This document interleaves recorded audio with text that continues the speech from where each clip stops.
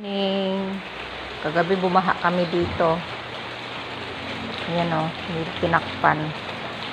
Tapos yung sasakyan, inakyat. Inakyat yung sasakyan dahil binaha kami dito sa garahe. Kaya puyat kami. Saka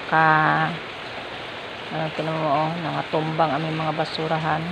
Kasi nga binaha kami dito hanggang dito sa garahe. Kasi nga ang lakas ng ulan. Buti ngayon hindi na pumasok, hanggang garahe lang yung baha. Mabuti na lang. Napuyat lang ako kasi pati yung mga gamit ko sa kwarto pinagtataas ko din. Ayan.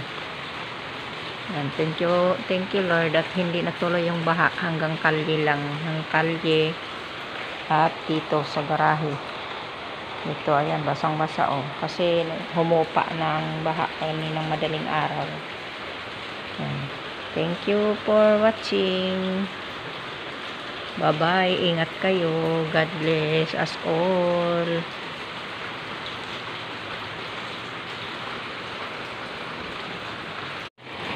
Ito ang bakas ng baha kagabi. Nagtumbahan ng lahat. May natira pa.